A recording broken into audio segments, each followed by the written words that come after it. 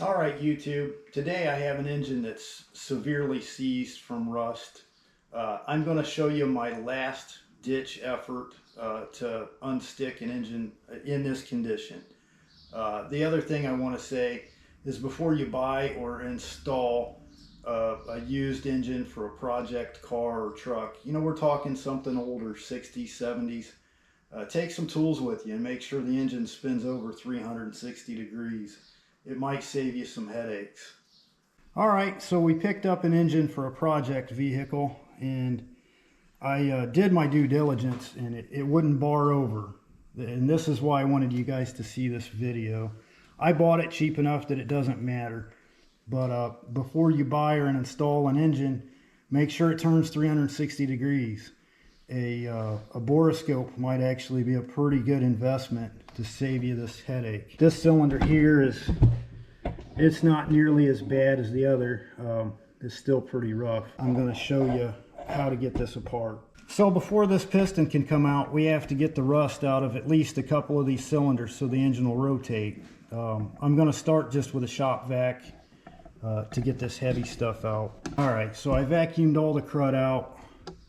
We get you in real close there. You can see this is pretty nasty. It might clean up with an overbore, but it may need a sleeve. We'll have to see. This is a little bit crude, but I'm going to start by trying to get just some of the heavier chunks of rust with a pocket knife. So we got some of the heavy rust off there. A lot of folks may disagree with this or agree. I'm going to use the Works toilet bowl cleaner. It doesn't have to be this brand, but it's a dilute acid, and I'm not going to use a lot. I'm going to use enough to try to free these stuck rings.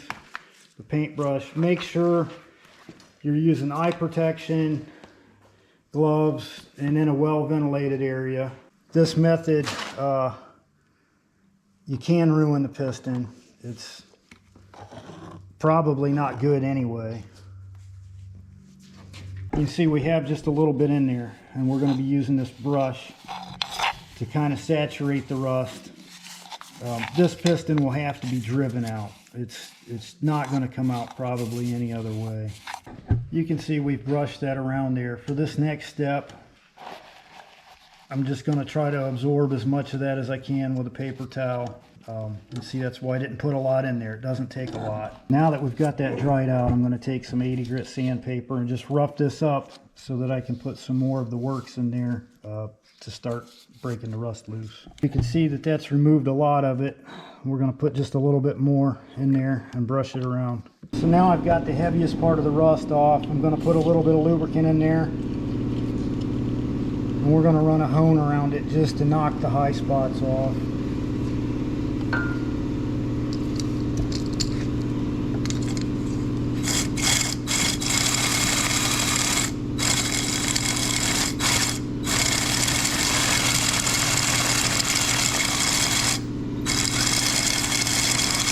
You can see it's still pretty nasty, but we've got most of the stuff off that would prevent the piston from sliding out.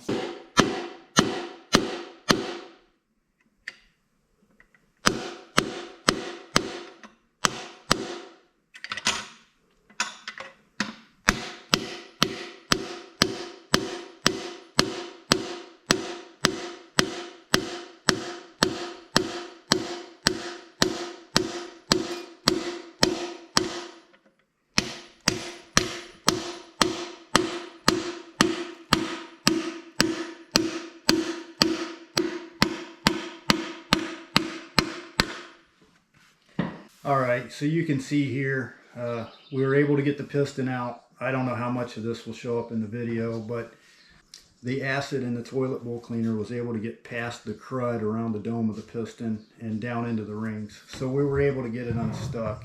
Once again, this is a last ditch effort. This is something you would want to do with the engine out of the vehicle. Naturally we had to drive the piston out. So this is a case that diesel fuel, WD-40, other penetrating lubricants would not have worked. We probably will need a sleeve. We'll have to see what the machine shop says. But at least we've got it apart to a point that it can go to a machinist.